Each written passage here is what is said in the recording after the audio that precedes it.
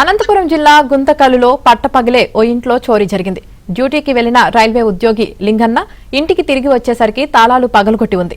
ఇంట్లోని వస్తువులు చిందరవందరగా పడి ఉండడంతో బాధితుడు పోలీసులకు ఫిర్యాదు చేశాడు.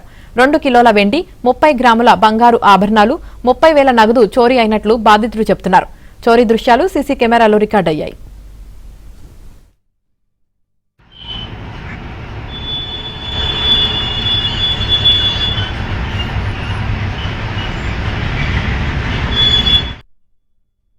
నేను 11:20 టైంలో ఆఫీస్ నుంచి వచ్చి ఒక ఫైల్ కోసం వచ్చాను. ఆ టైంలో మా ఇంటి తలుపులు కొత్త పగులు మా ఇంటి తలుపు పగలగొట్టబడి ఉన్నాయి.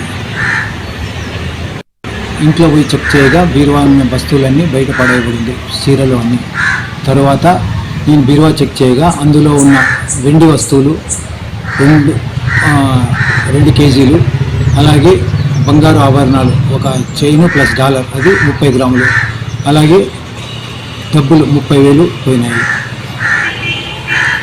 నేను సీసీ కెమెరాలో చెక్ చేయగా 10:28 దొంగవాడు తలుపు పగలగొట్టబడ్డాడు. అలాగే మైన్ గేట్ నుంచి దూకి, అలాగే 10:43 గేట్ దూకి అదే మైన్ గేట్ నుంచి వెళ్ళిపోయాడు. సిఐ గారికి చెప్పాను, ఆ సునీల్ని కానిస్టేబుల్ పంపించారు. తర్వాత ఫోరెన్సిక్ వాళ్ళు కూడా ఫుటేజ్ తీసుకున్నారు. తర్వాత 1 కూడా కంప్లైంట్ చేయబడింది.